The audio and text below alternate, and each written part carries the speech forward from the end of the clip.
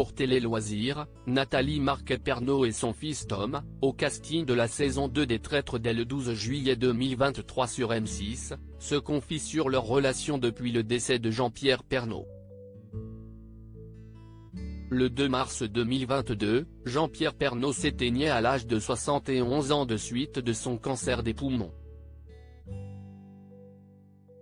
En disparaissant, celui qui a régné sur le JT de 13h de TF1 pendant 33 ans laissait derrière lui sa femme, Nathalie, et ses 4 enfants.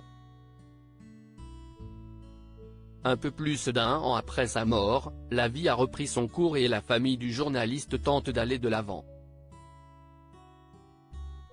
Lors d'un entretien accordé à Télé Loisirs pour leur participation à la saison 2 des Traîtres qui débutera le 12 juillet prochain sur M6, Nathalie Marquet-Pernot, Miss France 1987 et aujourd'hui comédienne, ainsi que son fils cadet Tom, ont évoqué ce que le décès du présentateur avait changé dans leur vie. Il est beaucoup plus protecteur, Nathalie Marquet, Les Traîtres, se confie sur sa relation avec son fils Tom Pernaut. Malgré le deuil, Nathalie Marquet-Pernot peut compter sur ses enfants pour se reconstruire. Nous sommes plus soudés que jamais et je ne suis heureuse, livre la chroniqueuse télé. Je suis sûre que cela doit faire plaisir à Jean-Pierre de là-haut.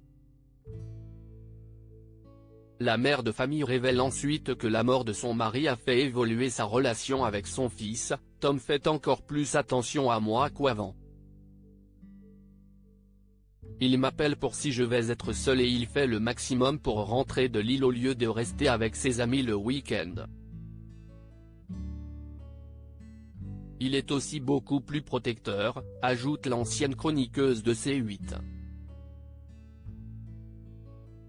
Un manque se crée et on se demande comment le combler. Tom Pernaut, Les Traîtres, revient sur le décès de son père Jean-Pierre. Interrogé à son tour, Tom Pernaut explique avoir pris ce rôle de façon naturelle. Un manque se crée et on se demande comment le combler.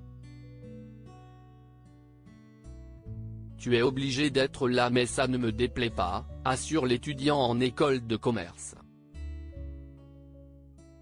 Et d'ajouter, quand un proche disparaît, tu te rends compte que si est irréel alors que tu as l'impression que tes parents sont immortels. Récemment, je suis allé voir mes grands-parents maternels en Alsace car j'ai pris conscience que ça pouvait arriver n'importe quand, conclut le jeune homme de 19 ans.